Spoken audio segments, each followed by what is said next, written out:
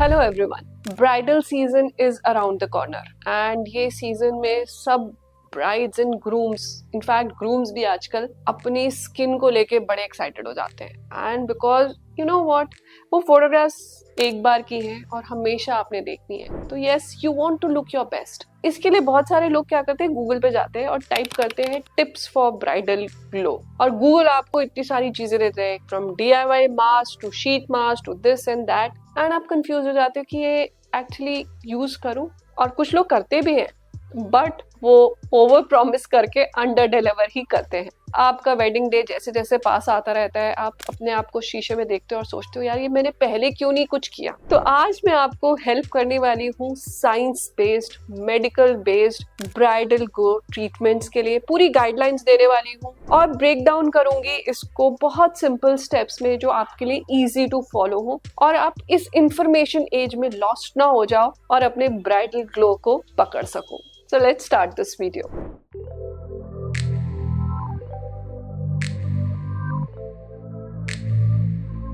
तो मैंने इसको डिवाइड किया है 3 months, फिर 1 month and 1 week of your marriage. तो सबसे पहले हम शुरू करते हैं 3 months। अब 3 months पे जब हम जाते हैं तो ये बड़ा ही क्रिटिकल टाइम होता है। यहाँ पर हम डैमेज रिपेयर पे फोकस करते हैं। अगर आपकी स्किन में कोई डैमेज है तो ये टाइम है कि हम उसको रिपेयर कर सके। यहाँ पर 2 पार्ट्स में मैं इसको डिवाइड कर रही हूँ। सबसे पहले skin care routines and second is treatments. जब हम स्किन केयर रूटीन की बात करते हैं तो यहाँ पर क्योंकि हम डैमेज रिपेयर की बात कर रहे हैं और एक फाउंडेशन की बात करें कि अगर हमें एक अच्छी इमारत बनानी है तो फाउंडेशन स्ट्रांग होनी चाहिए, इसी तरह अगर हमें मैरिज के डे पे ग्लो चाहिए तो ये स्किन की फाउंडेशन बड़ी स्ट्रांग होनी चाहिए। तो यहाँ पर हम सारा फाउंडेशनल वर्क करते हैं। फाउंडेशनल वर्क हम अपने स्किन केयर में भी करेंगे और अपने ट्रीटमेंट्स में भी करेंगे। अब स्किन केयर में यहाँ हम एक्टिव्स यूज करना शुरू करते हैं। एक्टिव्स आप विटामिन C यूज कर सकते हो, आप नाइसिनामाइड यूज कर सकते हो, डिपेंडिंग कि आपकी सिचुएशन कैसी है।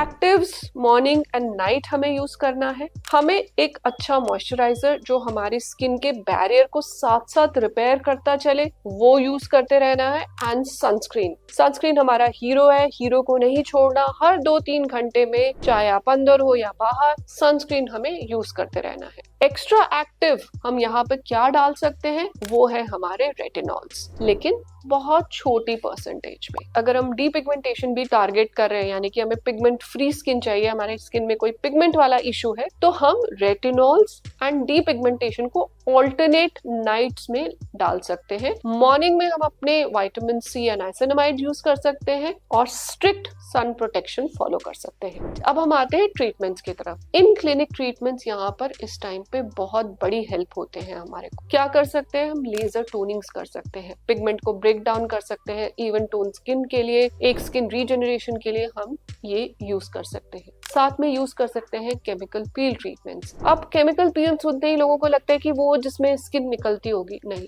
हर पील में स्किन नहीं निकलती। ओनली येलो पील्स और रेटिनॉल पील्स में ही स्किन निकलती है। जरूरी नहीं है वही वाले ट्रीटमेंट्स किए जाएं। अगर आपका शॉपिंग और इस तरह का है, आप glycolic peels, salicylic peels, mandelic peels, ferulic peels, बहुत सारे डिफरेंट सेट ऑफ पील्स होते हैं, कॉम्बिनेशन पील्स होते हैं जो यूज किए जाते हैं स्किन रीजनरेशन को सेकेंड लेयर में पहुंचने के लिए, एक depigmenting, even tone, smoothing effect देने के लिए, पोर्स को श्रिंक करने के लिए, ये सारे यूज किए जा सकते हैं। साथ के साथ आप लाइट ट्रीटमेंट्स देख सकते हो, जैसे कि फोटोफेशियल्स। कॉम्बिनेशंस भी हो सकते हैं, पील्स एंड लाइट्स का कॉम्बिनेशन, पील्स एंड लेजर का combination, that your doctor will tell you depending on the skin and the result we want to achieve in the end. तो ये सारे ट्रीटमेंट्स हमारे 3 months में शुरू होने चाहिए। अब 3 months करते करते पहुंच गए हम 1 month की टाइमलाइन पे। अब 1 month पहले क्या होना चाहिए, 1 month पे अब हमारा फोकस शिफ्ट हो जाता है फ्रॉम ट्रीट टू प्रोटेक्ट, यानी कि हमने ट्रीट कर दिया, अब उसको जो हमने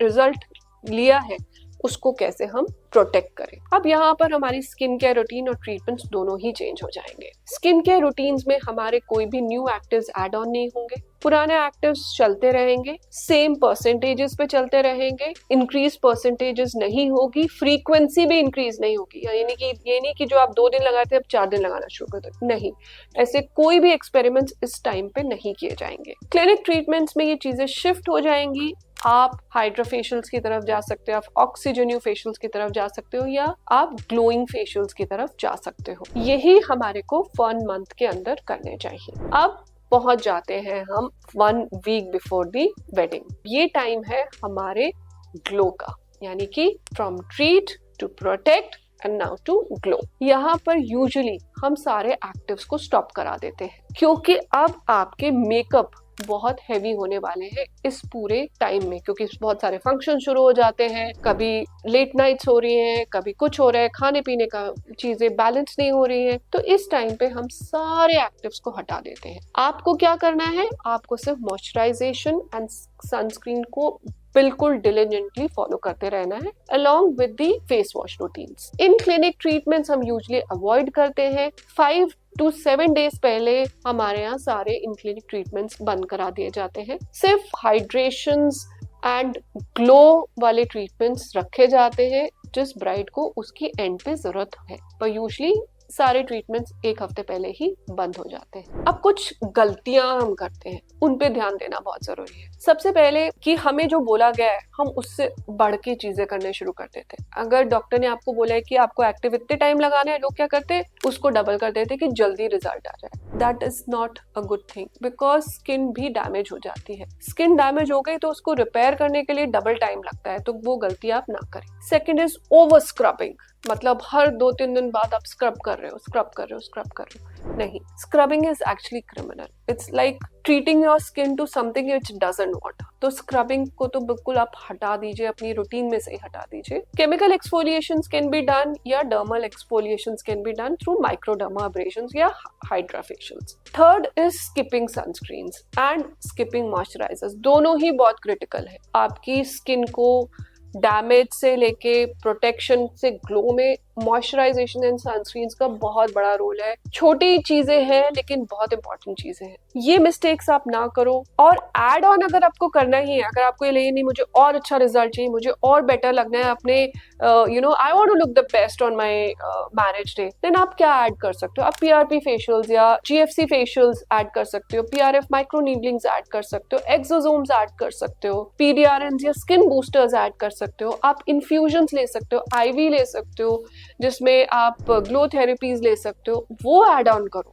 rather than making these mistakes of add-ons कि आप ओवर एग्जैजरेट कर रहे हो, ओवर चीजें कर रहे हो। उन एड-ऑन्स की बजाय ये एड-ऑन्स आपको एक्स्ट्रा ग्लो देंगे एंड यू विल रिमेम्बर कि आपने वो जो एफर्ट किया था ना to follow the right skin care routine and to invest in the right treatment, वो आपका मैरिज का ग्लो हमेशा रहेगा। पिक्चर्स में भी सालों साल तक आप याद रखोगे उसको। So make the right decisions.